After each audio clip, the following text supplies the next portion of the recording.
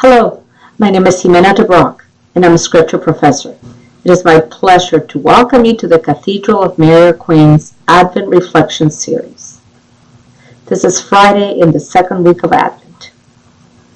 Sometimes we might feel like the people in today's gospel, complaining about many things, some of which might be inconsequential, but often our complaining is about life's struggles.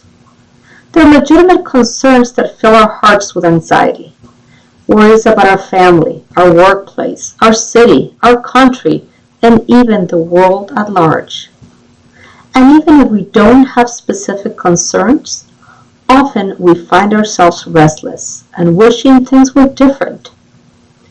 Although our concerns and sufferings are very real, at the same time, there are countless blessings that we may not appreciate because our hearts are so burdened. This is precisely the message we find in today's readings.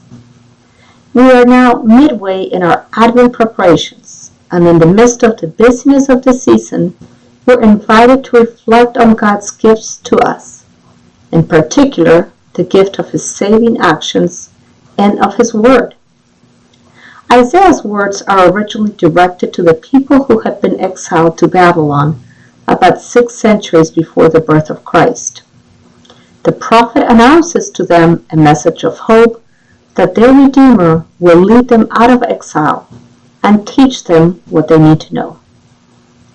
Imagine what it would have been like to hear the words of comfort that they would be liberated and they would always be in God's presence. Today, we celebrate the memorial of St. John of the Cross, the Carmelite reformer from the 16th century, who experienced exile from his own community.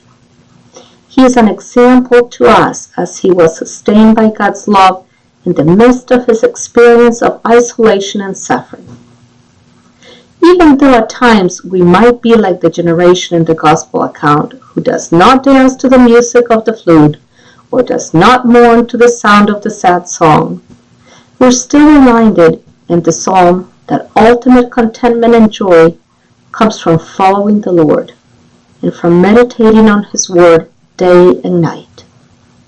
With only 11 days left in our Advent preparation, let us ask the Lord to help us focus our attention on His Word so that we might hear the subtle sound of His music, recognize His wisdom in His works, and know that He is our Redeemer.